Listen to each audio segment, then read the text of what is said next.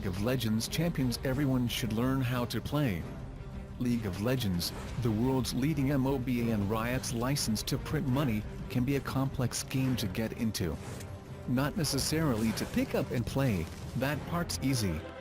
But to understand how the game works past its surface level of pointing and clicking is usually the biggest barrier to entry.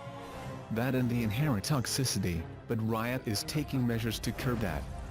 The game has many types of plays, and many phases for which each are appropriate. There are small parts of the game in which their importance can't be understated. This isn't a guide that's supposed to reveal the secrets to winning within meta, high elo champions. But for every aspect of the game, there is a champion or set of champions that personify it.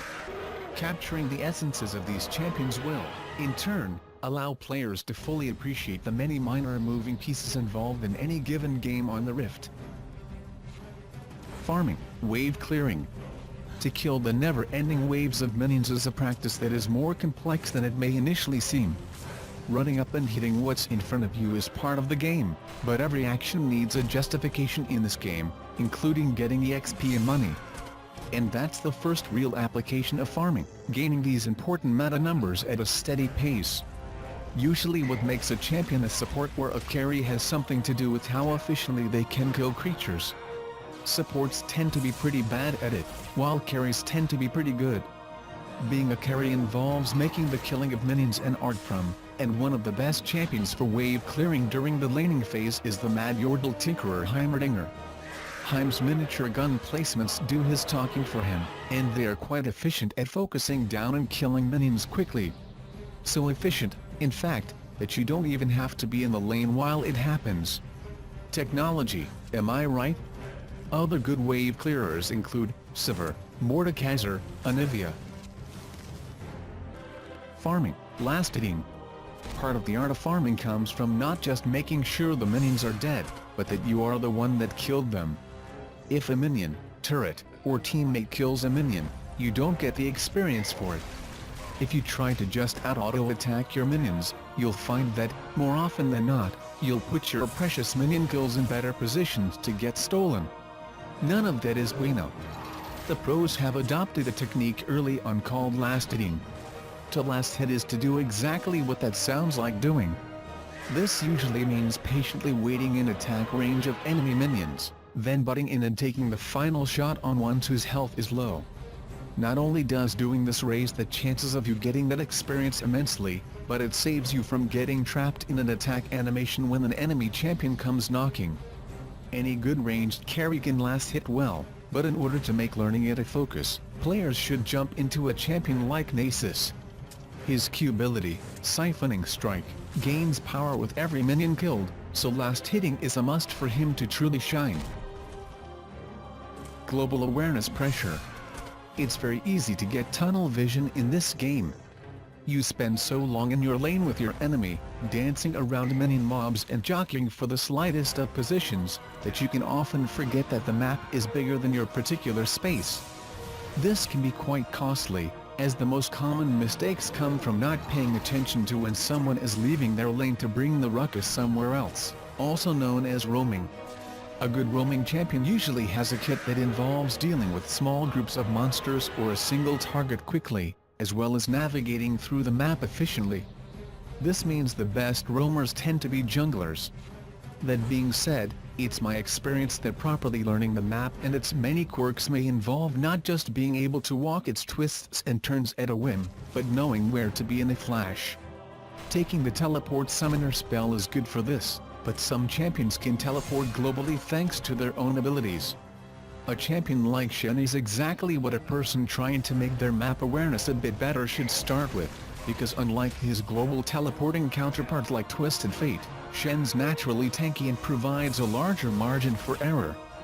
And in Shen's case specifically, you are teleporting to a friendly champion in order to protect them, so you need to keep your eyes on their health and positioning just as much as you would your own. Other good globalists include Twisted Fate, Karthus, Nocturne. Vision.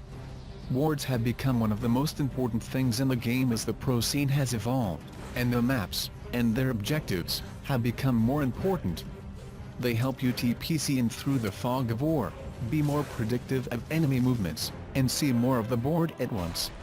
Sight makes plays and saves fights, but it can be a hard thing to really know how to do well without lots of practice.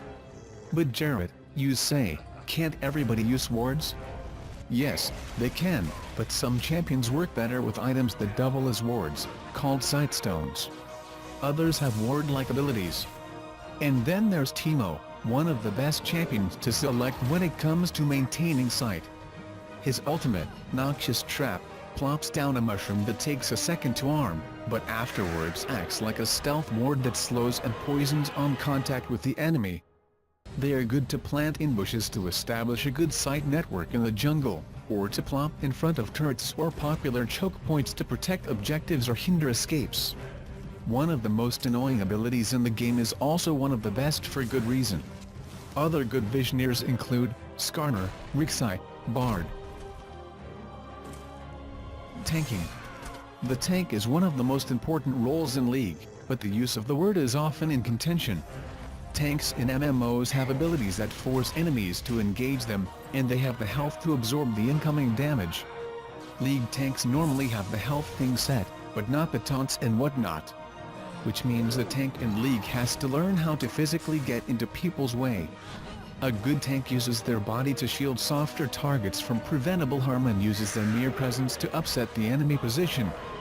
This is generally accomplished by being really big and building items that can damage people passively, like Sunfire Cape or Thornmail. Some tanks specialize in peeling, or using their kit and their presence to disrupt an attacker's pursuit of one of your allies.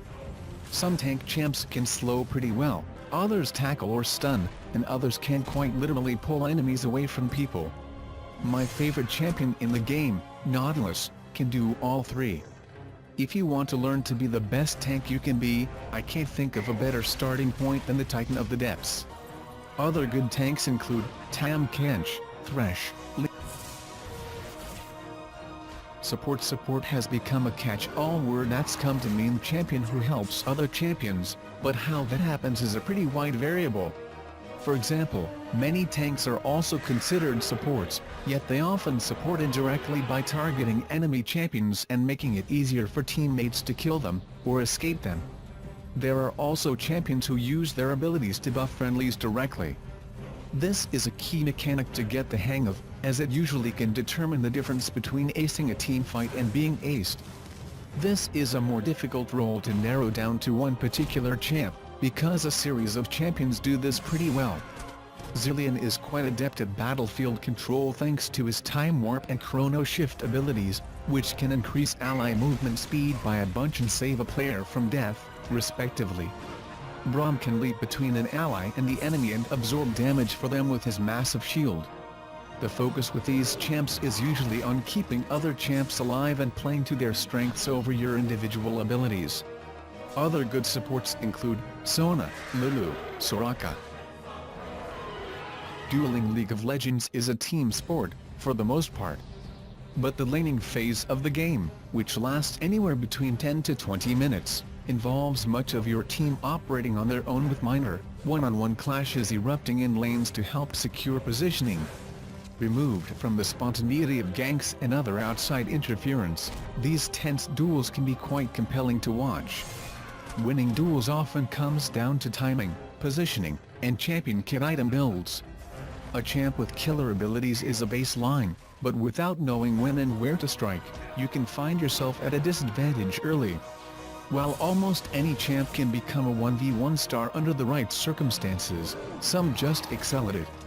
There is probably no best duelist, but for someone trying to get better at one-on-one encounters, I can't recommend Darius enough. Like every juggernaut, he can be kited by ranged attackers pretty easily, but when it comes down to putting the hurt on someone in a straight-up fight, Darius is hard to overcome.